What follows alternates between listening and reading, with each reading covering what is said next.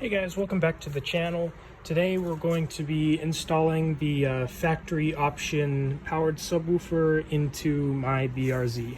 Alright, first step will be you want to disconnect your battery so that way you don't shock yourself or blow anything up when you're connecting and disconnecting the connectors for the radio and running the lines. Okay, the next step is to take the trim pieces off so you can access the bolts to take the radio out. Now you'll want to start with this panel first. As you can see,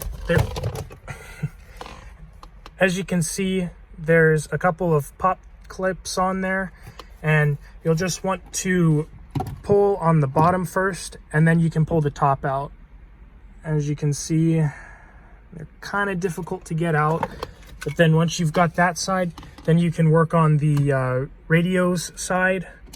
This one was a pain for me. It just didn't want to come loose.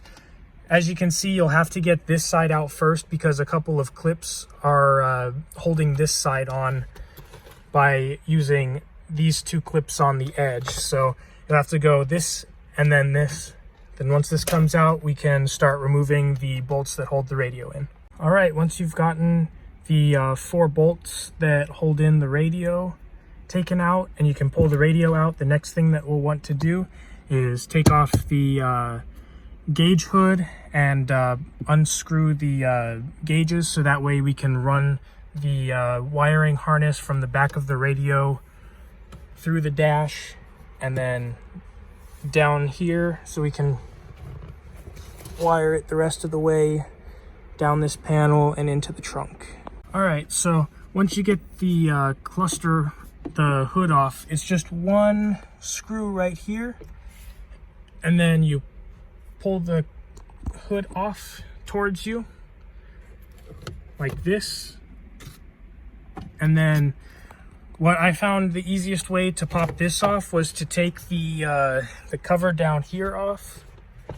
This big cover is just one screw right here and one screw right here, and then it's all just pop clips the rest of the way. Now you'll want to unscrew your gauge cluster, which is just these two, and then you'll pull it back, and then you'll be able to unclip the wiring harness for this, and then we can start plumbing our wiring for the sub. Okay, now once everything is taken out, we can run our wire. So as you can see, I ran my wire back behind here and then over through here. Let me see if I can get a better angle. Yeah, you see it's right there and right there. And then we will run it down through here and then down underneath this piece. And then in a little bit I'll take this panel off and the seat so we can access this panel, and then we'll run it out into the trunk. Okay, the next step is to take out this bolt right here to undo the seat. It's just one 10mm, and then you'll pull up on this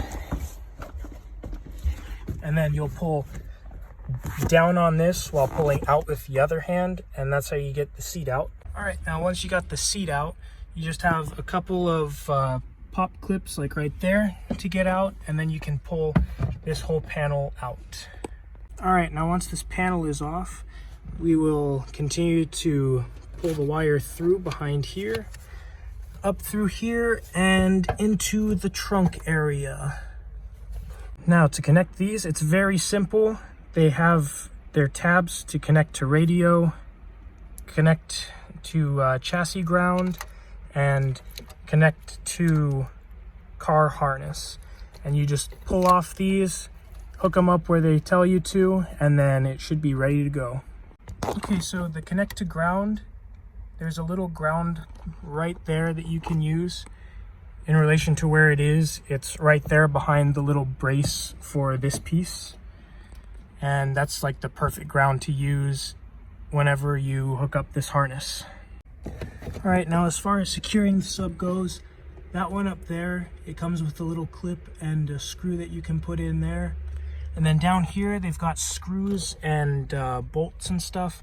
I found that if you put one in here and then you use the bolt to go in back here, that you should be able to put this on and still be able to use these stock holes to make sure that the trim stays in on the back panel.